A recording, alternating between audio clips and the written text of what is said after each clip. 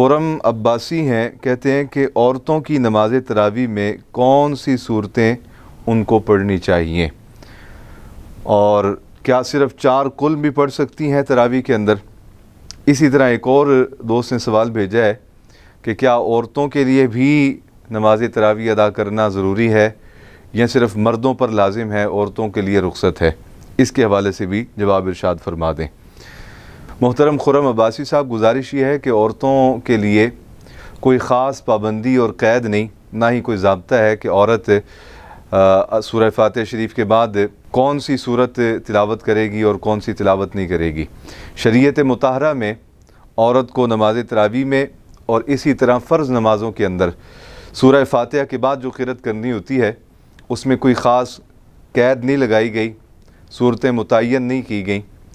वलक़द यस्सरनल क़ुरआन लिज़्ज़िक्रि फ़हल मिन मुद्दकिर, कुरान आसान कर दिया गया इससे फ़ैज़ लेने वालों के लिए, नसीहत हासिल करने वालों के लिए, पढ़ने वालों के लिए। तो जहाँ से मुसलमान बहनें बेटियाँ आसानी से पढ़ सकती हों वहाँ से वो पढ़ लें।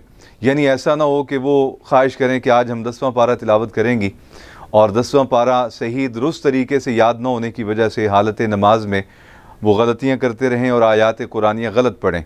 तो इससे बेहतर ये है कि 4 कुल पढ़ लें और इससे बेहतर ये है कि सूरह यासीन शरीफ का अगर उन्हें रुकू 2 रुकू याद हैं तो उसमें से तिलावत कर लें। और इससे बेहतर ये है कि सूरह रहमान शरीफ और इसी तरह दीगर जो मारूफ सूरतें हैं जिनको याद करना भी लोगों के लिए आसान होता है और अक्सर लोगों को याद होती हैं, तो जहाँ से उनके लिए आसानी हो वहाँ से पढ़ लें। आपके सवाल का दूसरा हिस्सा है कि क्या सिर्फ़ 4 कुल भी पढ़ सकती हैं। जी, ख़वातीन के लिए जायज़ है कि वो 4 कुल भी नमाज तरावी में पढ़ सकती हैं। तरतीब का भी लिहाज रखा जाए कि पहली रकत में सूरह काफिरून पढ़ें तो दूसरी रकत में सूरह इखलास पढ़ लें, तो इसी तरतीब से पढ़ सकती हैं। और इसके अलावा भी जहाँ से उनको कुरान आसानी के साथ पढ़ना आता हो वहाँ से वो पढ़ लें, उनके लिए कोई कबाहत नहीं। दूसरे भाई का सवाल था कि क्या नमाज तरावी औरतों के लिए भी ज़रूरी है या उनको रुख्सत है सिर्फ़ मर्दों के लिए। देखें, नमाज तरावी इशा के फ़र्ज़ अदा करने और सुन्नतें अदा करने के बाद तमाम मर्दों के लिए और तमाम औरतों के लिए सुन्नत मुअक्कदा है और इस पर सहाबाए किराम का भी मामूल रहा, खुलाफाए राशिदीन का भी मामूल रहा, सहाबियात का भी मामूल रहा।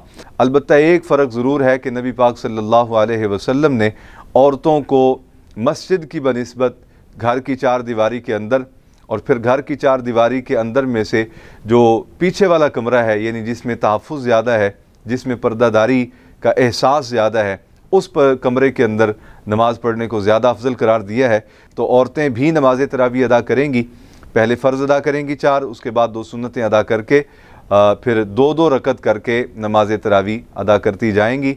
और जब 4 रकतें हो जाएंगी तो तरवीहा, जो हम उमूमी तौर पर मारूफ़ दुआ है या मारूफ़ तस्बीह है जिसे तरावी की तस्बीह भी कहते हैं, वो पढ़ें और इसी तरह 2-2 रकात करके अपनी 20 रकात मुकम्मल कर लें। तो मर्दों की तरह औरतों पर भी नमाज तरावी जो है वो पढ़ना ज़रूरी है।